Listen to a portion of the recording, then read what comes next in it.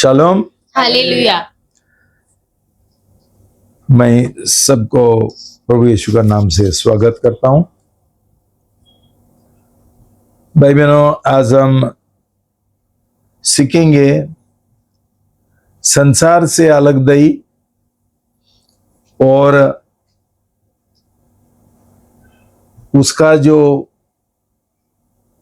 तौर तरीका है, चल चलन है, वो जो उनका व्यवस्था है, उसमें से हमको छुटकारा कैसा पाने गए। तो हम पढ़ेंगे 2 कोरिन्ती 6:14-18।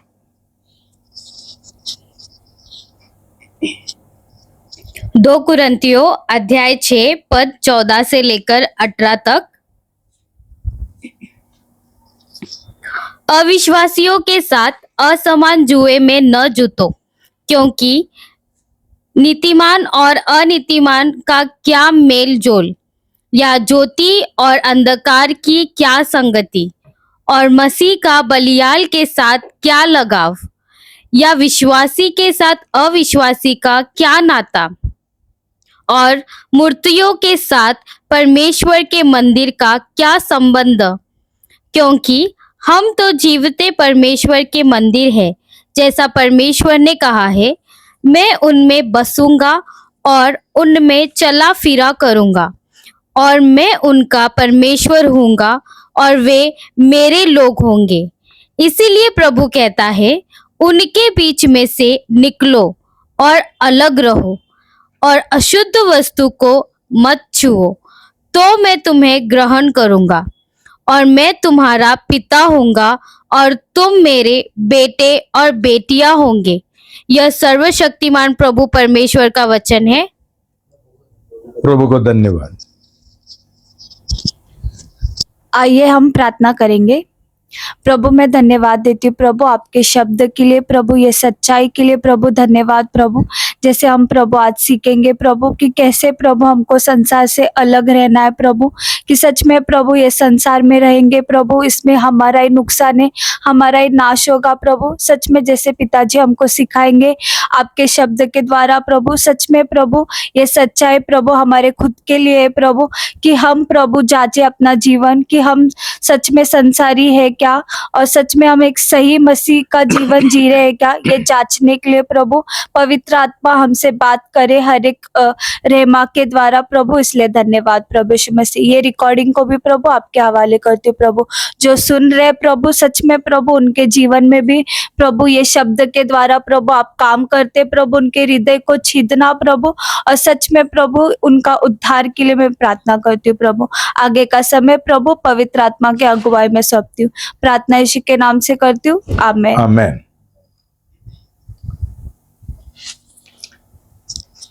भाई बहनों, ये वचन के द्वारा हमको परमेश्वर का दिल, उसका इच्छा मालूम पड़ता है। वो संसार के विरुद्ध क्यों है कि हमको बोलता है संसार से अलग हो और उसका जो चल चलन है उससे तुम छुटकारा पाओ। क्यों? अब जानते हैं कि जब भी आदम हवा ने पाप किया, तभी ये पूरा संसार शैतान ने कब्जा किया।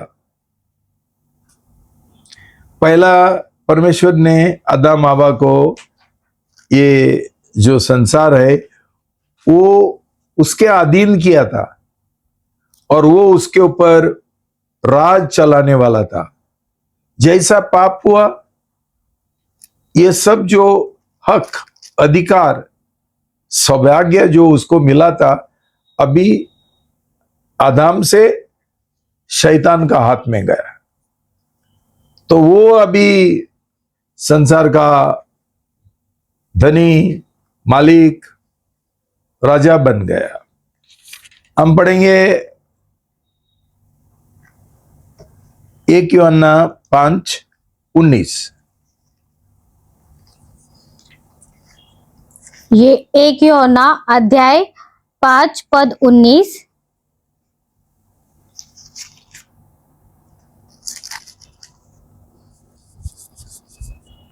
हम जानते हैं कि हम परमेश्वर से हैं और सारा संसार उस दुष्ट के वश में पड़ा है।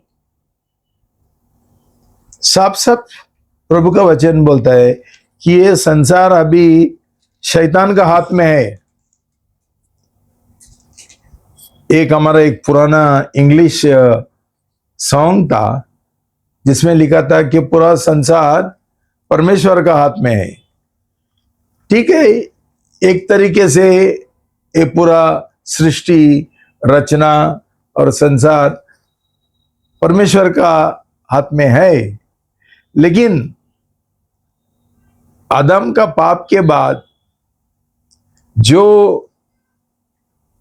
राज चलाने का अधिकार आदम को मिला था वो अभी शैतान को मिल गया। इसलिए ये जो संसार है और उसमें जो लोग है, उसका सब जो व्यवस्था है, तौर तरीका है, चल चलन है, वो सब शैतान चलाता है। तो इसलिए परमेश्वर को हमको वचन बोलता है कि संसार से अलग दही रखो, उनके साथ संबंध मत रखो, अविश्वासी लोगों के साथ संबंध मत रखो। क्या क्या संबंध है? तो यही हम थोड़ा गहराई से सीखेंगे भाई बहनों। और ये बात है अलग दही का, ये उसमें 2 क्षेत्र है। एक है व्यक्तिगत क्षेत्र और दूसरा है कलीसिया का क्षेत्र। ये दोनों क्षेत्रों में हम ये अलग दही रखना जरूरी है। ये जो व्यक्तिगत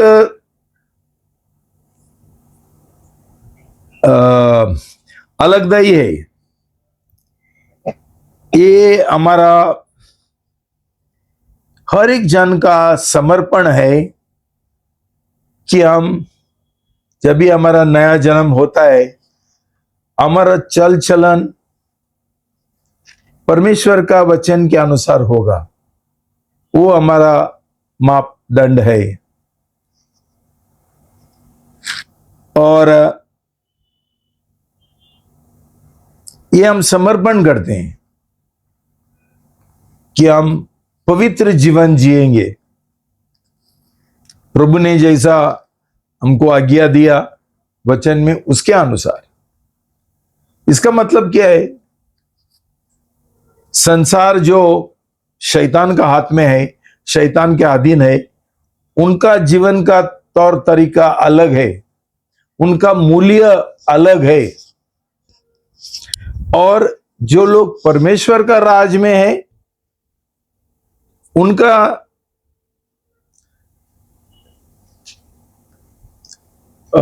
जीवन का तरीका और उनका बर्ताव का तरीका अलग है। तो इसका मतलब क्या है? हम परमेश्वर का राज में गया, प्रवेश किया, तो वो राज का जो मूल्य है, नियम है, तौर तरीका है, उसके अनुसार हम जीना है। और जो शैतान का राज है, उसके अनुसार हम क्यों जिएंगे? देखो भाई बहनों,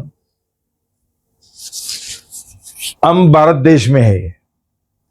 भारत देश में हमारा एक संविधान है, उसके अनुसार हम जी रहे। एक छोटा से उदाहरण, हमारा भारत देश में हम ड्राइविंग कैसा करते हैं? Right hand. ड्राइवर किधर बैठता है?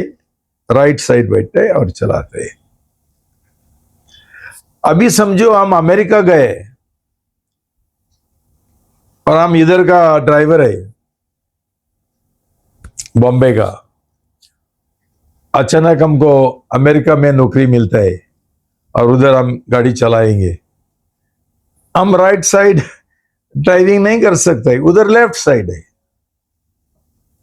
तो भाई बहनों, ये समझना है क्यों हमारा परमेश्वर संसार का जो तरीका है उससे हमको छुटकारा मिलने का है, और संसार का जो सोच विचार है ये भी हमको ये मिलना है, छुटकारा मिलना है। मतलब हम पूरे तरीके से संसार से अलग होना चाहिए।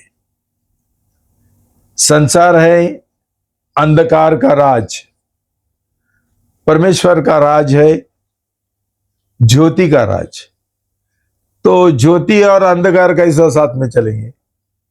ये हमको परमेश्वर का वचन 2 कोरिन्थी में हमको सिखाता है, 6:14 जो हम पढ़ा है। अभी 1 पत्रोस 1:14 से 16 पढ़ेंगे।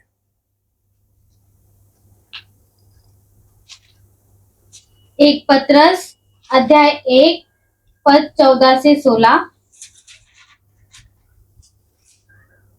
अपनी अज्ञानता के समय की पुरानी अभिलाषाओं के सदृश न बनो, पर जैसा तुम्हारा बुलाने वाला पवित्र है वैसे ही तुम भी अपने सारे चाल चलन में पवित्र बनो, क्योंकि लिखा है, पवित्र बनो क्योंकि मैं पवित्र हूँ। शालोम। परमेश्वर पवित्र है, और जब भी हम परमेश्वर का राज में प्रवेश करना चाहते हैं, उद्धार पाना चाहते हैं, शैतान का बंधन से, चाल चलन से छुटकारा पाना चाहता है, विजय पाना चाहता है, तो भाई बहनों, प्रभु का वचन बोलता है पुराना जो तुम्हारा अभिलाषा है वो अभी बंद करना है। परमेश्वर का राज का जो तरीका है और नियम है उसके अनुसार चलना है, पवित्र बनना है। मतलब सब लोगों ने देखना चाहिए कि जो लोग परमेश्वर का राज में है, बोलता है मेरा नया जन्म हुआ, उनका हर एक बर्ताव, तौर तरीका, चाल चलन अलग होना चाहिए जो अंधकार का संसार का राज में जी रहे हैं। हमारा भाषा, हमारा बात करने का तरीका, पहनने का तरीका और हर एक तरीका अलग होना चाहिए, और लोगों ने देखना चाहिए, उनको इतना क्लियर होना चाहिए कि बाबा ये अलग, ये अलग लोग है, एक जैसा नहीं है। ओके, तो दूसरा जो अलगदाई है वो कलीसिया का अलगदाई है। कलीसिया का अलगदाई क्या है कि हमने जो गलत कलीसिया है उनमें से हम अलग होना चाहिए। उनका साथ हमारा कोई लेना देना नहीं है, हमारा कोई उनके साथ संबंध नहीं है। ऐसा नहीं कि हम उनका नफरत करते हैं, वो उनके साथ बात नहीं कर सकते हैं, लेकिन हम उनका संगति जो है वो छोड़ना है। देखो भाई बहनों, ये कौन सा कलीसिया है? हम उनको झूठे कलीसिया बोलते हैं। क्यों झूठे?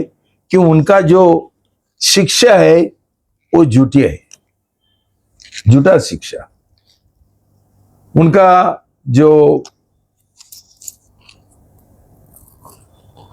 बाइबल का जो समझ है, वो अनुवाद है, वो ये उसका खिलाफ सिखाते हैं और उसके अनुसार चलते हैं। तो ऐसा कलीसिया के साथ हमको क्या ये है, क्या लेना देना है? समझो एक कलीसिया, बहुत सारा कलीसिया है, बोलता है कि पवित्र आत्मा का बपतिस्मा नहीं है और कोई जरूरत नहीं है, पवित्र आत्मा का जो दान है, आत्मिक दान है, उसका जरूरत नहीं है।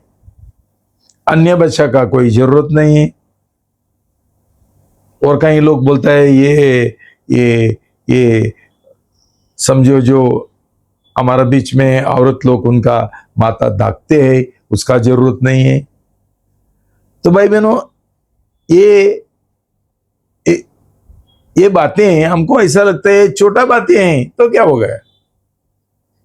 नहीं भाई बहनों, ये सच्चाई है और ये बाइबल का शिक्षा है।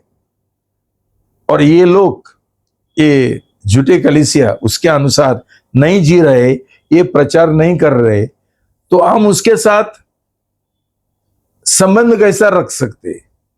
तो इसको बोलता है झूठे कलीसिया से अलग दे। भाई बहनों, शायद आप नहीं जानते हैं, जो अभी CNI और CSI है वो क्या हो गया, ये लोग उनका एक संगठन बनाया। तो दो चीज है, एक है एकता और दूसरा है संगठन। यूनिटी एंड यूनियन दो अलग चीज होते हैं। तो ये लोगों ने क्या किया, जो मेथोडिस्ट चर्च है, जो प्रेस्बिटेरियन चर्च है, जो बैप्टिस्ट चर्च है, जो ये इंग्लैंड का एक चर्च है, ये सब साथ में मिल गया और church of north India, church of south India. ये गलत है भाई बहनों। ये अलग अलग जो कलीसिया है, जो अलग सिखाते हैं, उनका सब ट्रेडिशंस और उनका परंपरा सब अलग है, अचानक एक हो जाते हैं और बाद में क्या होता है, खिचड़ी होते हैं। तो ऐसा कलीसिया के साथ हमारा कुछ लेना देना नहीं है, क्यों, उनका पूरा शिक्षा गलत है। बपतिस्मा, बच्चों का बपतिस्मा देता है छिड़कने का, हमारा क्या कैसा है, सही बपतिस्मा डुबाने का। तो भाई बहनों, इसलिए प्रभु का वचन हमको क्या बोलता है, झूठे कलीसिया से अलग दही रखो। तो इसके लिए मैं तुमको सिखाता हूं, वहां का जो ऐसा गलत कलीसिया का जो सदस्य है उनके साथ हम शादी करेंगे तो हमारा जीवन का भी खिचड़ी बन जाएगा। पवित्रता नहीं है, संसार से अलग दही नहीं है, तो शादी किया करके हमने बोलता है शादी ज्यादा महत्वपूर्ण है, ये सब छोटे मोटे जो चीज है उसका हम परवाह नहीं करेंगे। ये गलत है, ये पाप है। सिर्फ गलत नहीं, ये पाप है। पढ़ो प्रकाशित वाक्य 2:14-15। प्रकाशित वाक्य अध्याय 2 पद 14 और 15। पर मुझे तेरे विरुद्ध कुछ बातें कहनी है, क्योंकि तेरे प्रभु बोलता है मुझे तेरे विरुद्ध कुछ तो है। ये कलीसिया से, कौन सा कलीसिया है वो, पेरगमुस हिंदी में, वो 7 कलीसिया का जो प्रभु यीशु मसीह ने खत लिखा, ये एक है उनमें से, और ये कलीसिया का नाम है पेरगमुस। तो हिंदी में मालूम नहीं, पिरगमुन। पढ़ो ना। तेरे यहाँ कुछ ऐसे हैं जो बिलाम की शिक्षा को मानते हैं। हाँ, तो प्रभु बोलता है तुम्हारा एक शिक्षा है, जो बिलाम था, वो झूठा नबी, उसका ये शिक्षा है। आगे बढ़ो। जिसने बालक को इजरायलियों के आगे ठोकर का कारण रखना सिखाया कि वे मूर्तियों पर चढ़ाई गई वस्तुएं खाए और व्यभिचार करें। वैसे ही तेरे यहाँ कुछ ऐसे हैं जो निकुलियों की शिक्षा को मानते हैं। तो भाई बहनों, प्रभु यीशु एक पहचान करके हमको देता है, कैसा कलीसिया में एक झूठा शिक्षा और झूठा विश्वास के अनुसार ये चल रहे और सिखा रहे। उसको इंग्लिश में बोलता है हेरेसी। हेरेसी मतलब झूठी सच्चाई, झूठी सच्चाई, गलत। तो भाई बहनों, बहुत बार क्या होता है, एक एक कलीसिया का शिक्षा क्या है हमको मालूम नहीं होता है। जब ये लोग अनपढ़ लोग हैं, ये लोग सिर्फ सुनते हैं वो कलीसिया है, लेकिन किस तरीका का कलीसिया। कहीं हमारा बीच में भाई बहन है जो ये गलत कलीसिया से वापस आ गया। क्यों गया था पहला? तो ये लोगों ने बोला ये एक कलीसिया है, कोई आया उनको बुलाने के लिए, लेकिन उनका शिक्षा, उनका विश्वास सही है वो झूठा है ये उनको मालूम नहीं था। जब भी मालूम पड़ा ये लोग वो कलीसिया छोड़ के हमारा कलीसिया में आया। तो भाई बहनों, ये अलग नहीं है, हम अलग होना चाहिए। सब जो गलत कलीसिया में लोग हैं उनको हम बोलना चाहिए तुम्हारा कलीसिया झूठी है, गलत है, नकली है, कि तुम्हारा जीवन में कोई परिवर्तन नहीं है, तुमको पाप के ऊपर कुछ विजय मिलता ही नहीं। क्यों? सच्चाई वो कलीसिया में नहीं सिखा रहे जो सिखाना मांगता था। ओके, तो प्रभु ने हमको ये सावधान किया वचन में कि अंतिम दिनों में ऐसा बहुत सारा कलीसिया जिधर अपोस्तासिया मतलब सच्चाई से और सही विश्वास से ये पीछे हट गया, इनके साथ जुड़ना मत।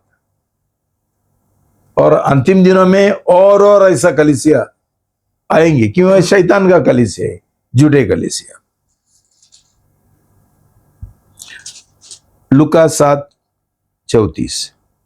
लूका अध्याय 7 पद 34। मनुष्य का पुत्र खाता पीता आया है और तुम कहते हो देखो पेटू और पियक्कड़, मनुष्य चुंगी लेने वालों का और पापियों का मित्र। ओके भाई बहनों, यहां हम एक महत्वपूर्ण बात समझना जरूरी है। तो तुम लोग बोलेंगे कि हम ये लोगों से नहीं मिल सकता है। प्रभु का वचन ऐसा नहीं बोलते।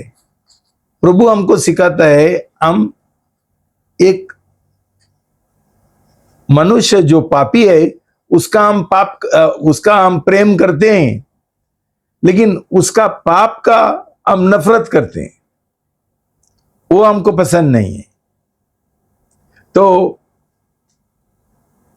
जो प्रभु हमको सिखाता है ये है कि हम उनका संगति में नहीं होना चाहिए, और उनके साथ हमारा जो एसोसिएशन होता है, उनके साथ एसोसिएशन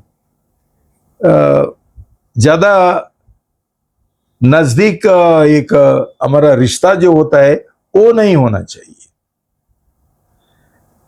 अभी जो प्रभु यीशु कर सकता था वो समझो पियाकड़ के साथ घूमता था, पापियों के साथ खाना खाता था, ये प्रभु यीशु कर सकता था।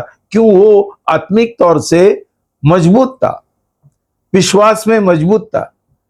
हमारा लोग कभी कभी उनका नया जन्म भी नहीं हुआ, ये बोलता है हम उनके पास जाएंगे, उनको सुसमाचार देंगे। तेरा ही विश्वास मजबूत नहीं है तो शायद वो दूसरा पापी जो है तुमको सुसमाचार देगा और वो तुमको उसका जैसा बनाएगा। तो इसलिए हम सावधान रहना चाहिए। जो लोग विश्वास में मजबूत है, वचन में मजबूत है, ये लोग ऐसा लोगों को सुसमाचार प्रचार कर सकते, लेकिन दूसरा लोग नहीं कर सकते। क्यों? ये खतरा है। क्यों? ये लोग कमजोर विश्वासी है।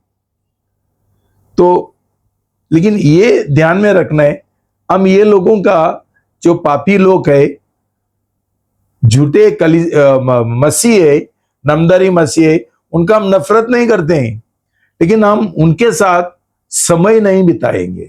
क्यों? प्रभु का वचन बोलता है भजन संहिता 1 में भजन भजन संहिता अध्याय 1 पद 1। क्या ही धन्य है वह पुरुष जो दुष्टों की युक्ति पर नहीं चलता और न पापियों के मार्ग में खड़ा होता और न ठट्ठा करने वालों की मंडली में बैठता है। प्रभु का वचन हमको साफ साफ ये सिखाता है कि पापी लोगों का संगति, उनके साथ बैठना और रहना। कितना लोग हमारा कलीसिया में अच्छे लोग, समझो ये है, क्या है, रिक्शा वाले है। रिक्शा वाले नया जन्म पाए हुए लोग है क्या? शायद 1000 में एक रहेगा शायद। लेकिन ये लोग क्या क्या होता है, साथ में मिलते हैं। जो नामदारी मसीह है, जिनका नया जन्म नहीं हुआ, ऐसा बहुत सारा ये है। कहीं पास्टर भी है जो जो जो रिक्शा चलाने वाले। तो ये साथ में मिलता है और बाद में उनके और ये अविश्वासी जो ये है, ड्राइवर है रिक्शा का, उनका जीवन का प्रभाव उनके ऊपर गिरता है। ये एक केस हमारा बीच में हुआ है कि ये लोगों ने हमारा चर्च का एक जो विश्वासी था, उसको गांजा पीने के लिए, दारू पीने के लिए सिखाया। एक बार वो इतना प्रचार करता था सुसमाचार का, कैसा ये गलत संगति के वजह उसका जीवन खराब हो गया, उसका मन बिगड़ गया, उसका विश्वास गिर गया। तो भाई बहनों, इसलिए प्रभु का वचन हमको सावधान करते हैं, हमको चतुर करते हैं। संभालो, तुम मजबूत नहीं है तो भाई बहनों, हम जो कंपनी में जाते हैं काम करने के लिए, वहां कौन है? यही है लोग। हम उनके ऊपर प्रभाव करने से ये लोगों का प्रभाव हमारे ऊपर गिरता है। ये लोग हमको संसारी बातों में हमको खींचते हैं।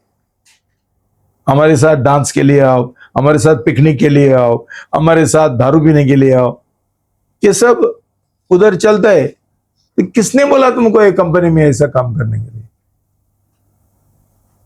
पाप में गिरते हैं, बाद में पीछे हट जाते हैं। तो इसलिए प्रभु का वचन हमको सावधान करते हैं, ऐसा करो मत।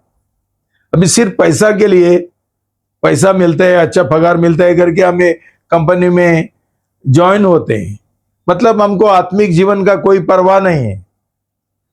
हम किसी के साथ और किधर भी काम करेंगे जब तक हमको अच्छा पैसा मिलता है। ये हमारा ये है क्या? ये सिद्धांत है हमारा आत्मिक जीवन का। ठीक है, तो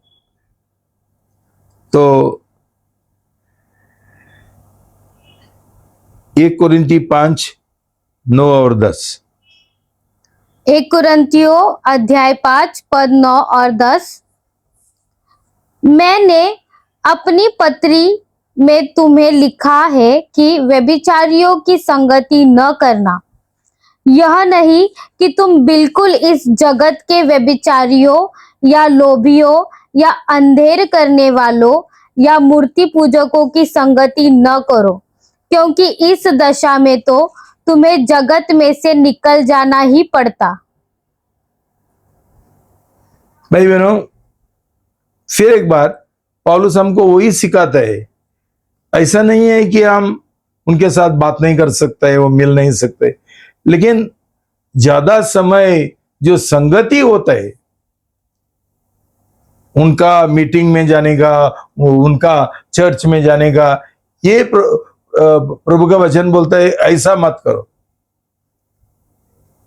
लेकिन ये लोगों का हम प्रेम करना है, ये लोगों के लिए प्रार्थना करने का है, और हम प्रभु का वचन में, आत्मिक जीवन में मजबूत है तो सुसमाचार भी देने गए ना, तो मजबूत होने तक रुकना,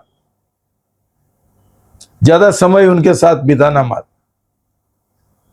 और तुम लोग ऐसा अविश्वासी लोगों का जो जॉब रहता है, कंपनी रहता है, वो कुछ भी रहता है, वहां देखो सही है वो गलत है, एक पाप का कारण बन गया क्या। वैसा लोग कॉलेज में भी जाते हैं और वहां ये सब जो स्टूडेंट्स लोग है, जो अविश्वासी है, उनका जाल में फंस जाते हैं। क्यों?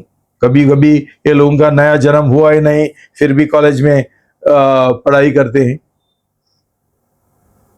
और जिनका नया जन्म भी हुआ लेकिन तुम्हारा विश्वास कमजोर है, तभी तुम कैसा उधर जाएंगे। इतना अंधकार का जो प्रेशर है, एक दबाव है, वो तुम्हारे ऊपर आता है। मतलब संसारी तरीके से जीने को, आत्मिक जो तरीका है वो त्यागने को, ये प्रेशर आता है उनका बीच में। इसलिए प्रभु उसका वचन में हमको ये सिखाता है, दूर रहना, तुम्हारा आत्मिक जीवन का ख्याल करना पहला। ओके, तो और मत्ती 5:14-16, मत्ती अध्याय 5 पद 14 से लेकर 16 तक। तुम जगत की ज्योति हो।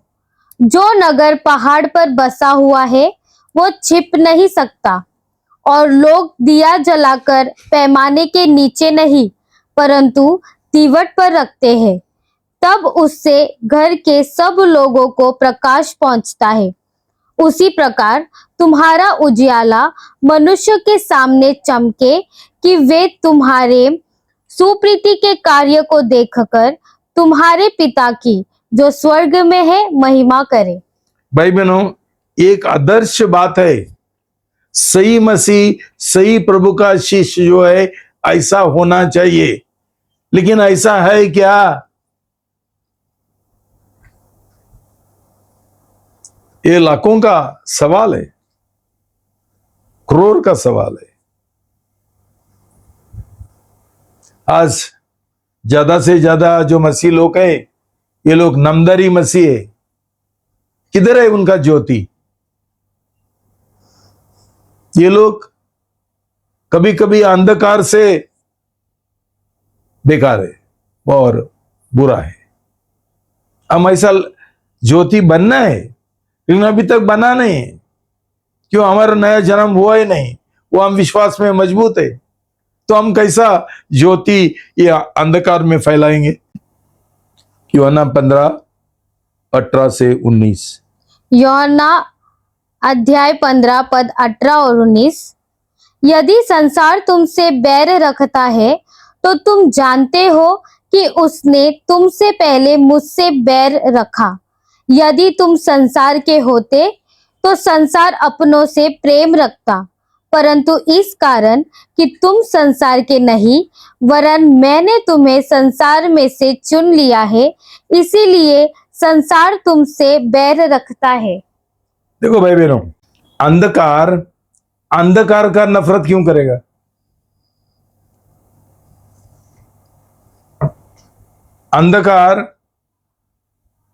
अंधकार के लोग, जो अंधकार है, उनका प्रेम करेगा। प्रभु यीशु का ये नफरत करते थे। क्यों? वो नीतिमान व्यक्ति था, पवित्र व्यक्ति था। भाई बहनों, ऐसा हमारा जीवन है क्या? आज कलीसिया का और मसीह लोगों का सबसे बड़ी विपत्ति ये है, उनका कोई नफरत नहीं करता है। क्यों नफरत नहीं करते? क्यों?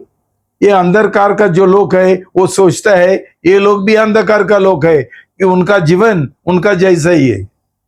कैसा ज्योति बनेंगे, कैसा हम ये संसार का नमक बनेंगे। तो क्या होता है, ये अंधकार का लोग, ये जो गलत मसीह है, उनको खींचता है, उनके और उनका प्रभाव गिरता है। लेकिन जो मसीह लोग है, विश्वासी लोग है, ये सही नहीं है, इसलिए उनका प्रभाव ये लोगों के ऊपर, अंधकार का लोगों के ऊपर गिरता ही नहीं है। तो ये लोग विजय पाते हैं, अंधकार का लोग, अविश्वासी लोग, ये लोगों को खींचते हैं, ये लोग पाप में गिरते हैं। तो भाई बहनों, आज बहुत सारा कलीसिया में बोलता है हम लोग नया जन्म पाए हुए लोग हैं। भाई बहनों, ऐसा नमदरी मसीह करोड़ मिलियंस बिलियंस है पूरा संसार में। आप मुझे बोलो कितना प्रभाव ये लोगों का, ये सही लोग होते थे, सही प्रभु यीशु मसीह का शिष्य होते थे, पवित्र होते थे, उनका प्रभाव ये दुनिया में क्यों नहीं गिरा? ये संसार की ओर क्यों नहीं गिरा? ये संसारी लोगों के ऊपर क्यों नहीं गिरा? क्यों कोई नया जन्म पाए हुए लोग है ही नहीं? ये हमारा एक दुख की बात है आज का चर्च का। इसलिए आज चर्च का बीच में और संसार का बीच में कोई फर्क ही नहीं है, और ये संसारी लोग उसका परवाह भी नहीं करते। उनको लगता है क्या है, ये भी हमारा जैसा ही है, जैसा हम चलते हैं ये लोग भी चलते हैं। क्यों? ये लोगों का सही नया जन्म नहीं हुआ और पवित्रता का जो मार्ग है उसमें नहीं चल रहे, उनका उद्धार का खेतीबाड़ी नहीं हो रहा है। ऐसा ही रविवार को जाते हैं, डुमडम करते हैं, घर पे जाते हैं, कभी कभी बिरयानी भी मिलता है, ना तो समोसा मिलते हैं, बस उसके लिए जाते हैं, कुछ खाने के लिए मिलते हैं।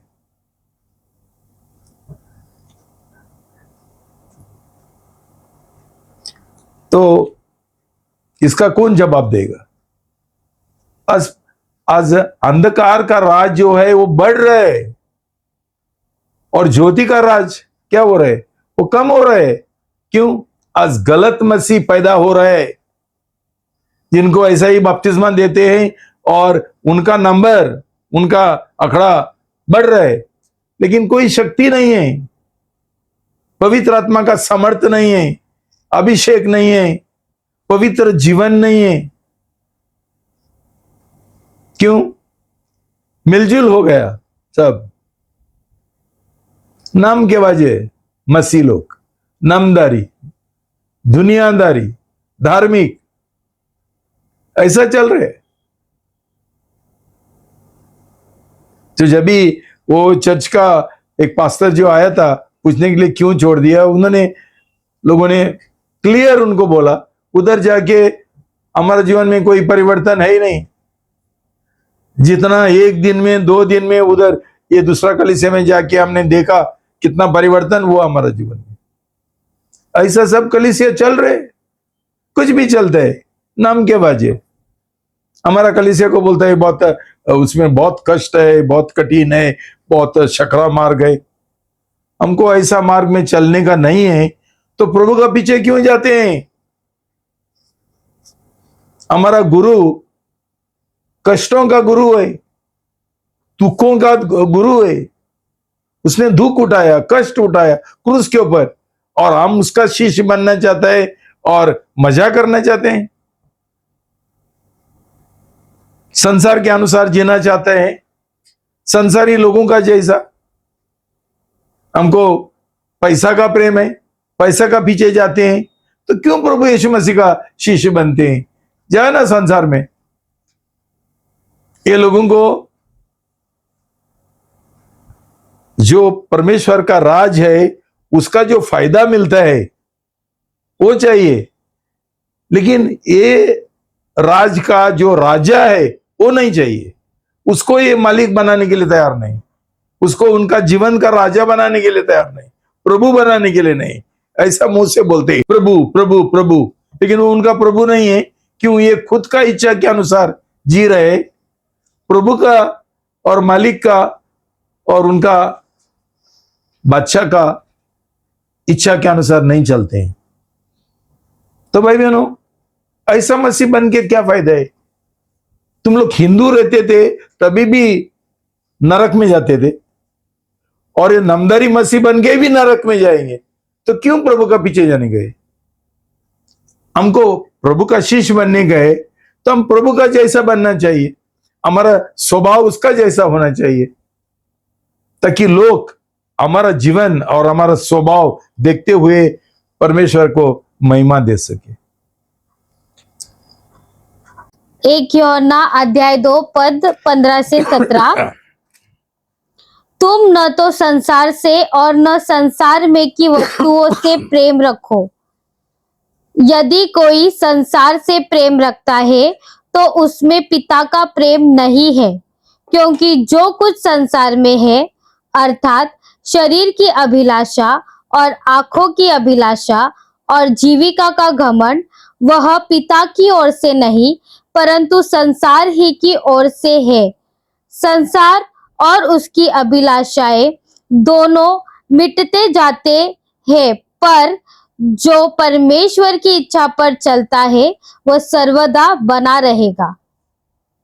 शालोम। भाई बहनों, प्रभु का वचन साफ साफ बोलता है कि संसार मिट जा रहा है, खत्म होने वाला है। शैतान का राज, अंधकार का राज खत्म होने वाला है। हम उसका पीछे क्यों जाते? तभी हमारा ही भी नाश हो जाएगा। क्या है ये संसार में जो हमको इतना आकर्षित करता है? प्रभु का वचन बोलता है शरीर का अभिलाषा, आंखों का अभिलाषा और जीविका का घमंड। देखो भाई बहनों, जब भी शैतान आदम और हवा को परीक्षा में डालने के लिए आया, तभी उसने ही भी ये 3 चीजों का इस्तेमाल किया। पहला है शरीर का अभिलाषा। शरीर का अभिलाषा क्या है? हमारा खुद का इच्छा। परमेश्वर ने उनको बोला था क्या करने का है, कि एक जो खास पेड़ है उसका फल नहीं खाने का है। देखो, आपने देखा होगा मनुष्य का स्वभाव। बच्चों को बोलो ये मत करो, वो ही करेंगे। जो उसको हम पुर्तगाली में बोलता था fruto que é mais apetecido। जो चीज हमको मना किया वही हमको चाहिए। ये पापी मनुष्य का स्वभाव है। तो क्या हो गया? हवा को शैतान ने भड़काया और बोला अरे ये अच्छा है तुम्हारा लिए। अच्छा है बोलेगा तो उसको भी मन में आया परमेश्वर ने जो चीज अच्छा है वो हमको क्यों मना किया, जाके खाया। खुद का इच्छा, परमेश्वर का इच्छा उसने नकारा। भाई बहनों, यही हमारा जीवन में होता है। हम साफ साफ जानते हैं क्या सही है क्या गलत है, हम वही करेंगे और पाप में गिरेंगे। कभी कभी मैं बोलता हूं कॉलेज में मत जाओ, ऐसा इधर कंपनी वो कंपनी मत जाओ, देखो उधर पाप का बहुत अवसर रहता है, तुम गिर सकते हैं। नहीं, पैसा का प्रेम है तो हम जाते हैं। सब कंपनी एक है तो क्यों जाते हैं? विश्वास का जीवन नहीं जी सकते हैं कि प्रभु हमारे लिए बंदोबस्त करेगा पैसा का? हमको विश्वास ही नहीं है। हमको इसलिए विश्वास नहीं कि हमको नया जन्म नहीं हुआ। क्यों नया जन्म नहीं हुआ? हमारा कभी प्रभु यीशु के साथ मुलाकात नहीं हुआ, दर्शन भी नहीं मिला, तो कहां से विश्वास आएगा? विश्वास का जीवन जीने के लिए तो बाद में हमारा विश्वास पूरा पैसा की ओर रहता है, तो कौन से भी कंपनी चलेगा जो कंपनी हमको ज्यादा पैसा देता है। हम हमारे आत्मिक जीवन का बिल्कुल परवाह नहीं करते हैं, तो हम अविश्वासी जैसा वो कंपनी में हम काम करते हैं और अंधकार का जो लोग है उनके साथ हमारा संगति है। क्यों पाप में नहीं गिरेंगे? क्या ज्योति बनेंगे? क्या नमक बनेंगे? हम अंधकार बन जाते हैं। तो भाई बहनों, हम ये ध्यान में रखना चाहिए और सोचना चाहिए उसके बारे में। दूसरी बात है आंखों का अभिलाषा। हवा ने वो फल देखा और वहां लिखा है वो बहुत सुंदर था, वो आकर्षित हो गई। हमारा जीवन में भी शैतान हमारा आंखों के द्वारा ही हमको पाप में गिराता है। प्रभु यीशु मसीह का जीवन में भी ऐसा हुआ।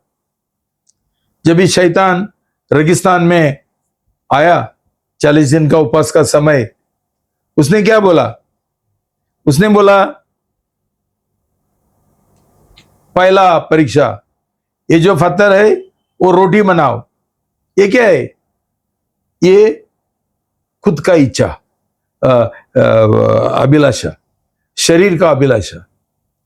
मतलब उसके पास शक्ति है, वो ऐसा कर सकता है, तेरा इच्छा के अनुसार चलो।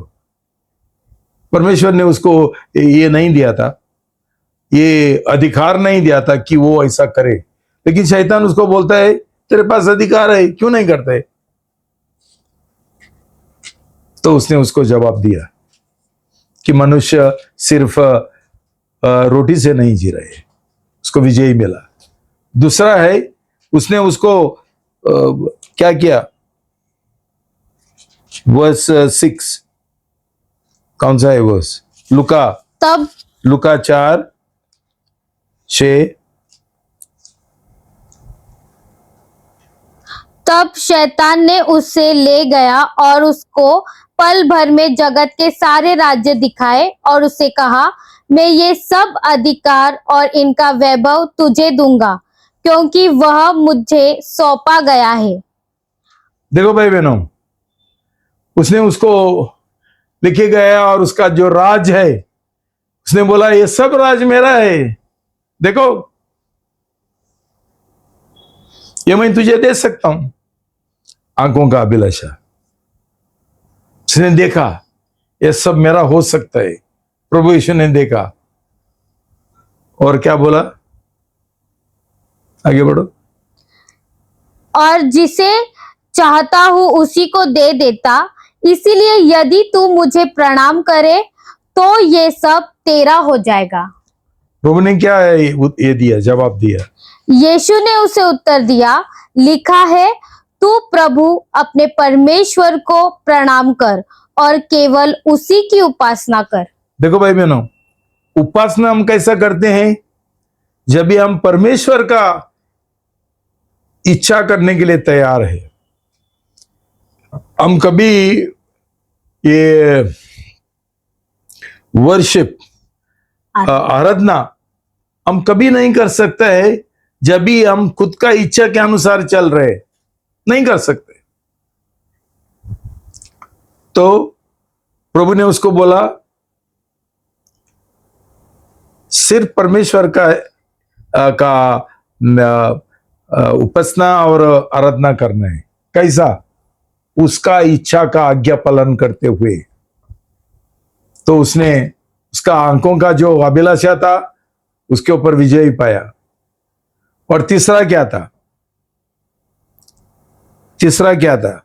पद 9, तब उसने उसे यरूशलेम में ले जाकर मंदिर के कंगूरे पर खड़ा किया और उससे कहा, यदि तू परमेश्वर का पुत्र है तो अपने आप को यहां से नीचे गिरा दे।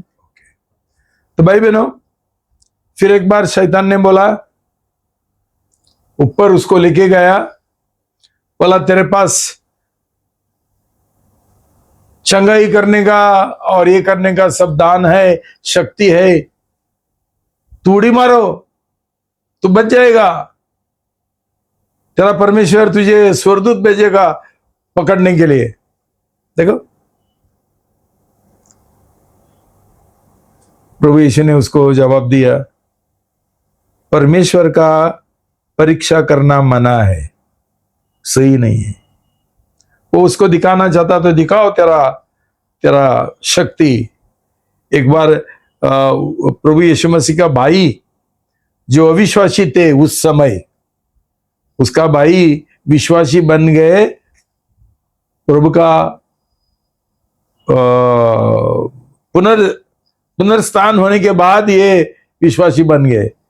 पहला उसको भाई क्या बोलते थे ना, जाओ ना यरूशलेम में, तेरा शक्ति दिखाओ, सब लोग तेरे पीछे आ जाएंगे। देखो जीविका का घमंड कौन बात करता था? शैतान का दलाल, जो उसका खुद भाई थे। तो भाई बहनों, ऐसा हमारा जीवन में भी होता है। हमारा माँ बाप होने दो, भाई बहनों होने दो, कोई भी हमको यही बताता है तू संसार में बहुत बड़ा बन जाओ। सब लोगों का वो दिल का इच्छा है, हम संसार में कुछ तो करके दिखाएंगे, और बहुत बार उसके लिए बहुत पैसा भी चाहिए, तो हम पैसा का पीछे लगते हैं। अच्छा जॉब चाहिए हमको, अमेरिका में मिलेगा तो और अच्छा है। भाई बहनों, इसमें हम फंस जाते हैं, क्यों? संसार का तरीका है। हमारा नया जन्म का समय परमेश्वर हमको ये घमंड से और स्वयं प्रेम से हमको बचाना चाहता है, हमको छुटकारा देना चाहता है। लेकिन हमारा नया जन्म नहीं होगा, हम ये संसार का पीछे ही जाएंगे। हम सावधान रहना है।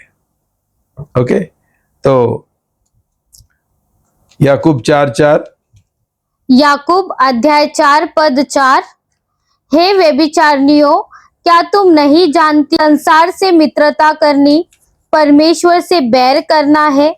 अतः जो कोई संसार का मित्र होना चाहता है वह अपने आप को परमेश्वर का बैरी बनाता है। भाई बहनों, इसके ऊपर तुम सिर्फ मनन करो, तुम जानते हैं इससे ज्यादा क्लियर, साफ साफ और कुछ नहीं हो सकता है। संसार के साथ दोस्ती, परमेश्वर के साथ दुश्मनी, बस क्लियर।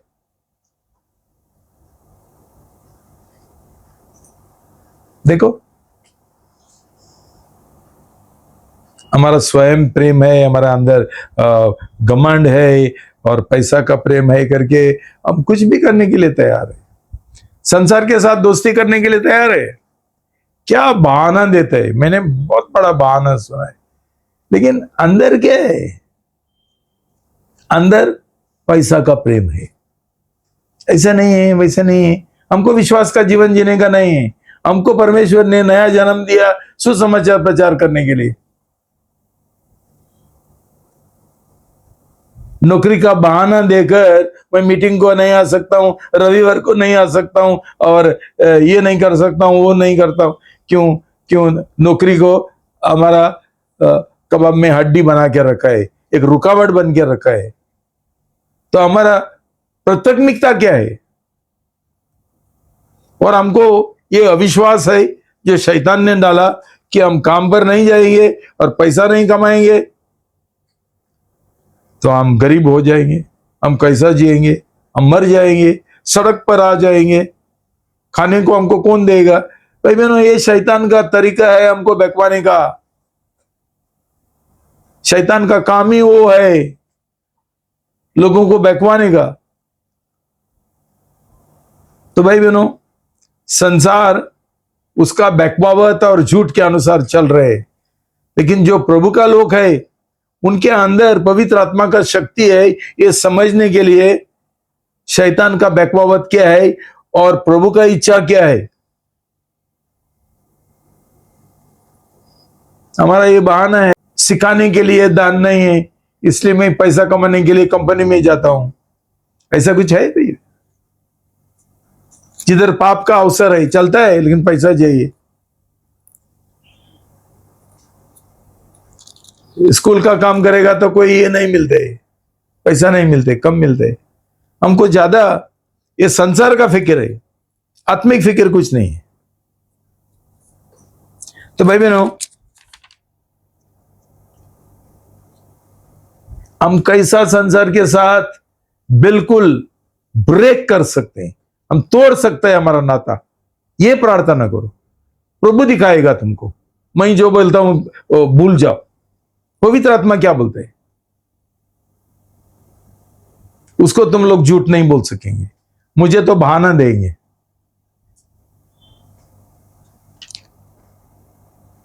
लुका 19:12-27। लुका अध्याय 19 पद 12 से लेके 27। अतः उसने कहा, एक धनी मनुष्य दूर देश को चला ताकि राजपद पाकर लौट आए।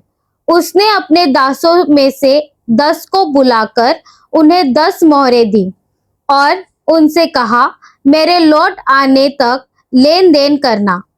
परंतु उसके नगर के रहने वाले उससे नफरत रखते थे और उसके पीछे दूतों के द्वारा कहला भेजा, हम नहीं चाहते कि यह हम पर राज्य करे। हाँ भाई बहनों, ये लंबा है, मेरे पास इतना समय नहीं है। देखो, परमेश्वर हमको परखना चाहते हैं, हमको परखना चाहता है। तो परमेश्वर ने उनको दान दिया, एक जन को 5, 10, 15 वटेवर। लेकिन उनका प्रॉब्लम क्या था? उनका प्रॉब्लम वो नहीं था। प्रॉब्लम, फिर एक बार पढ़ो, उनका प्रॉब्लम 19:14 पद 14।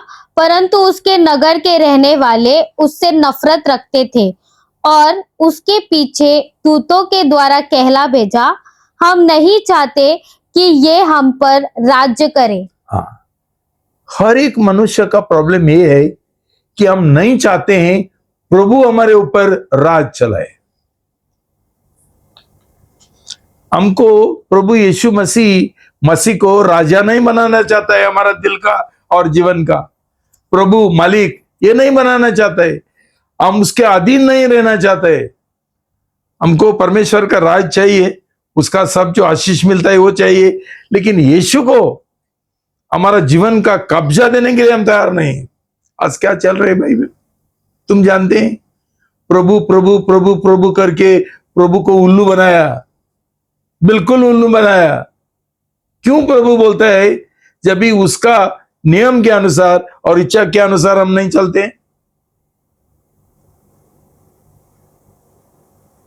हम कभी उसको मालिक बनाते नहीं। सब जो लोगों ने बपतिस्मा लिया उनसे पूछो, प्रभु उनका जीवन का मालिक है क्या? जैसा उनका खुद का इच्छा वैसा करेंगे। मुझे गांव में जाने गए, मुझे ये नौकरी करने गए, मुझे ये नौकरी करने गए, मुझे रविवार को काम करने गए। प्रभु तेरा जीवन का मालिक है, बनाया क्या? वो प्रभु है, राजा है? नहीं, हम नहीं चाहते। क्यों?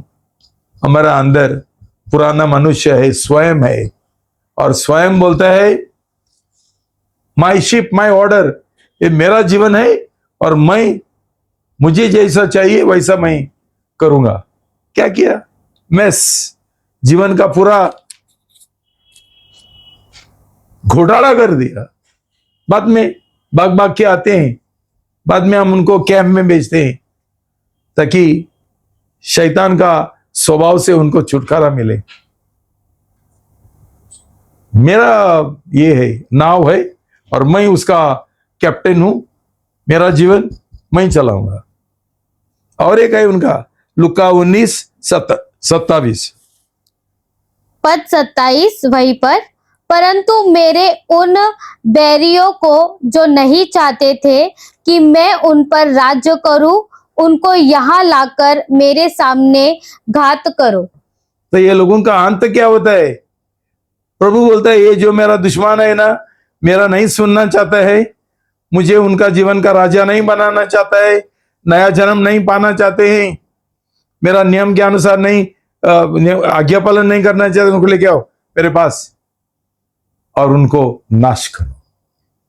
भाई जानते हैं क्या तुम्हारा ऐसा नाश होने वाला है? जो खुद का इच्छा के अनुसार चल रहे हैं और प्रभु को तुम्हारा जीवन का पूरा 100% जीवन का ये क्या बोलता है, समर्पण, प्रभुत्व उसके हाथ में देने के लिए तैयार नहीं है। क्या बोला? समर्पण, पूरा समर्पण करने के लिए तैयार नहीं है। क्या हो जाएगा? प्रभु बोलता है खुद, इनका मैं नाश करूंगा। अविश्वासी लोग होने दो, वो ये नामदारी मसीह होने दो, सब लोगों का नाश होने वाला है। इधर थोड़ा कठिन लगता है, मैं दूसरा कलीसिया में जाएगा। इधर थोड़ा शादी नहीं होता है, दूसरा कलीसिया में जाएगा। उसका नतीजा क्या हो जाएगा? फिर एक बार पढ़ो। उनको यहाँ लाकर मेरे सामने घात करो। घात करो, नाश करो, खत्म कर दो। जो संसार का प्रेम करते हैं और उनसे अलग दही रहने के लिए तैयार नहीं, अलग होने के लिए तैयार नहीं, उनका संसार का चल चलन के अनुसार, सोच विचार के अनुसार चलना चाहते हैं। खुद का, मैं कॉलेज में जाएगा, मैं दूसरा कलीसिया में शादी करेगा, ये सब लोगों का नाश होने वाला है। भाई बहनों, मत्ती 24:37। मत्ती अध्याय 24 पद 37। जैसे 37 36 नहीं है, 37। मत्ती 24 पद 37। जैसे नूह के दिन थे वैसा ही मनुष्य के पुत्र का आना भी होगा। आगे। क्योंकि जैसे जल प्रलय से पहले के दिनों में जिस दिन तक कि नूह जहाज पर न चढ़ा उस दिन तक लोग खाते पीते थे और उनमें विवाह होते थे, और जब तक जल प्रलय आकर उन सब को बहा न ले गया तब तक उनको कुछ भी मालूम न पड़ा। तो क्या हो गया? अंत में क्या हो गया? वैसे ही मनुष्य के पुत्र का आना भी होगा। हाँ। उस समय 2 जन खेत में होंगे। नहीं, तुम जानते हैं ये सब कुछ। भाई बहनों, नूह समझो 100 साल तक प्रचार किया ये लोगों को पाप से निकालने के लिए। किसी ने सुना नहीं। बाद में न्याय आ गया, जजमेंट आ गया, दंड आ गया और जल प्रलय भेजा और सब लोगों को क्या किया? मार डाला। भाई बहनों, आप समझते हैं ये कहानी है, वो इतिहास है। और प्रभु का वचन बोलता है अभी ये अंतिम दिनों में जैसा नूह का दिनों में हुआ वैसा ही होने वाला है। संसार का प्रेम करना चाहते हैं, यही होगा। सब लोगों का नाश होगा। पैसा का पीछे जाना चाहते हैं, कंपनी में काम चाहिए, अच्छा पगार मिलने के लिए। ये क्या है? मकसद क्या है? पैसा कमाने का है। प्रभु का ज्योति और ये बनने का नहीं है, नमक नहीं बनने का। पैसा, ध्यान पैसा की ओर है, जिधर ज्यादा मिलते हैं और पाप में फंस जाते हैं। तो भाई बहनों, 2 पतरस 3:6-7। 2 पतरस अध्याय 3 पद 6 और 7। इसी के कारण उस युग का जगत जल में डूबकर नष्ट हो गया, पर वर्तमान काल के आकाश और पृथ्वी उसी वचन के द्वारा इसीलिए रखे गए कि जलाए जाए, और ये भक्तिहीन मनुष्य के न्याय और नष्ट होने के दिन तक ऐसे ही रखे रहेंगे। 10। पद 10। परंतु प्रभु का दिन चोर के समान आ जाएगा। उस दिन आकाश बड़ी हड़हड़ाहट के शब्द से जाता रहेगा और तत्व बहुत ही तप्त होकर पिघल जाएंगे और पृथ्वी और उस पर के काम जल जाएंगे। भाई बहनों, वैसा ही होगा। सब जो लोग आज दुनिया में है वो मर जाएंगे। याद है कोविड-19? हमको एक एग्जाम्पल दिया हमारा सामने कि ऐसा हो सकता है। इससे बदतर होने वाला है। आग के द्वारा नाश करने वाला है सब लोगों का। कोई रहेगा? कोई नहीं रहेगा। कई लोग बोलते हैं 1000 साल, और 1000 साल भी कुछ नहीं है, इसके बाद न्याय। लेकिन जैसा नूह का समय संसार मिट नहीं गया, अभी प्रभु पृथ्वी भी नया पृथ्वी बनाएगा, और उसका जो दुल्हन है, उसका जो प्रेम करने वाले हैं, ये लोग ही उधर जाएंगे और प्रभु के साथ रहेंगे। तो भाई बहनों, सबसे बड़ा रुकावट क्या है आज? सबसे बड़ा दुश्मन कौन है? टीवी और मोबाइल। इसके द्वारा संसार का जो अंधकार है, हम हमारा बेडरूम में लेके आते हैं, और हम प्रभु का शिष्य बनना चाहते हैं। टीवी देखकर, मोबाइल का एप्स देखकर, हम ये एप्स निकालने के लिए तैयार नहीं है। हमको ये सब कुछ, हमारा मन शैतान आकर्षित करता है। इंस्टाग्राम इस तरह पिक्चर डालो, ये डालो, फोटो डालो, काय के लिए? तुम्हारा सुंदरता प्रकट करने के लिए, लोगों को दिखाने के लिए। कितना ही भी बोलेगा था तुम लोग जिद्दी है।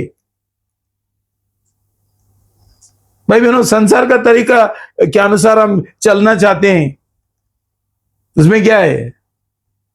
पवित्र बन रहे हैं इंस्टाग्राम करके, और पवित्र बन रहे हैं। तो भाई बहनों, प्रभु का वचन बोलता है, जो यूहन्ना बपतिस्ता ने बोला, रिपेंट। मरकुस अध्याय 1 पद 15, और कहा समय पूरा हुआ है और परमेश्वर का राज्य निकट आ गया है, मन बदलो और सुसमाचार पर विश्वास करो। ये पैगाम, ये संदेश खत्म नहीं हुआ। प्रभु ये भी यीशु आया, मत्ती 4:17, जो यूहन्ना बपतिस्मा दाता ने बोला था वही बोला, और वो पैगाम, ये संदेश चलते रहेगा। पढ़ो। मत्ती अध्याय 4 पद 17, उस समय से यीशु ने प्रचार करना और ये कहना आरंभ किया, मन बदलो क्योंकि स्वर्ग का राज्य निकट आया है। मन बदलो, प्रभु का वचन के अनुसार सोचने के लिए शुरू करो। पुराना सोच विचार, पाप का सोच विचार, संसारी विचार छोड़ दो, और प्रभु का वचन के और प्रभु यीशु मसीह के ऊपर विश्वास करो। भाई बहनों, फिलिपी 3:18-19 पढ़ते हुए हम खत्म करेंगे। फिलिपी अध्याय 3 पद 18 और 19, क्योंकि बहुत से ऐसी चाल चलते हैं जिनकी चर्चा बहुत ऐसा चाल चलते हैं। भाई बहनों, हम समझते ही नहीं है कि आज ये जो गलत कलीसिया है और नामदारी मसीह है, वो शैतान का कब्जा में है। वो उनको संसारी रीति से चलने के लिए क्या करता है? विमर्श करता है, जोर करता है। पढ़ो। जिनकी चर्चा मैंने तुमसे बार बार की है और अब भी रो रो कर कहता हूँ कि वे अपनी चाल चलन से मसीह के क्रूस के बैरी है। उनका अंत विनाश है, उनका ईश्वर पेट है। वे अपनी लज्जा की बातों पर घमंड करते हैं और पृथ्वी की वस्तुओं पर मन लगाए रहते हैं। चलो, आज सब लोग, मसीह इंक्लूडेड, शामिल है उसमें। पेट का लोग है। हम सब कुछ ये पेट के लिए करते हैं। पेट इतना महत्वपूर्ण हो गया। भाई बहनों, पौलुस बोलता है ये लोग क्रूस का बैरी बन गया। आज किसी को ही प्रभु यीशु मसीह का क्रूस नहीं चाहिए। प्रभु ने बोला तुम्हारा क्रूस उठाओ डेली, 3 प्रतिदिन। हमारा सामने क्रूस होना चाहिए। जो क्रूस के ऊपर मरा, हम उसका शीश है। वो क्या डांसर नहीं था और एंटरटेनमेंट भी नहीं किया, उसने जान दिया, बलिदान किया। हम बलिदान का मसीह बनने के लिए तैयार है। ये संसार का नफरत करते हुए और अलग होते हुए और छुटकारा पाते हुए वो हमको संसारी लोगों का जैसा ही जीना है। हमारा उद्देश्य, मकसद और लक्ष्य वही है। ये सोचो भाई बहन, पौलुस रो रहा था, हम क्या करेंगे? जानते हुए, कम से कम हमारा चर्च का लोग सब कुछ जानते हैं, फिर भी उनका दिल कठोर करके जी रहे, पश्चाताप करने के लिए तैयार नहीं, मन बदलने के लिए तैयार नहीं। मेरा यही प्रार्थना है कि प्रभु तुम्हारा आंखें खोल दे और तुमको एक सही पश्चाताप का मन दे और तुम्हारा सोच विचार बदल दे और एक साफ साफ समर्पण और अधीनता का एक निर्णय हम रहेंगे। प्रभु, मुझे सिर्फ आपका वचन के अनुसार जीना है, मुझे संसार नहीं चाहिए। प्रभु तुमको अनुग्रह देगा, प्रभु तुमको शक्ति देगा पवित्र आत्मा का। देखने में बहुत कठिन लगता है, लेकिन कठिन नहीं, कि जिसके पास ये सही इच्छा है प्रभु उनको अनुग्रह देगा ये सब चीजों के ऊपर, गलत चीजों के ऊपर विजय पाने के लिए। प्रभु तुमको आशीर्वाद दे। प्रार्थना करेंगे। पिता परमेश्वर, मैं बहुत धन्यवाद देता हूं अपने ये विषय संदेश के लिए दिया, ताकि लोगों का मन और उत्साहित करने के लिए, समझाने के लिए, सच्चाई उनका सामने रखने के लिए। प्रभु मुझे क्षमा करो, मैंने उचित रीति से ये शेयर किया, उनको बताया और नहीं बताया।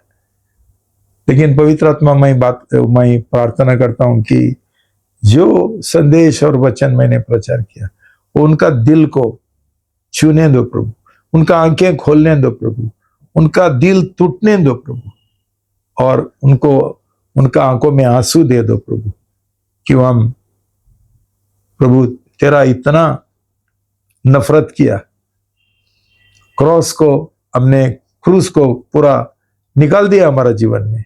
हमको सिर्फ मजा चाहिए, एंटरटेनमेंट चाहिए, पैसा चाहिए, बस हम संसारी लोगों का जैसा जीना चाहते।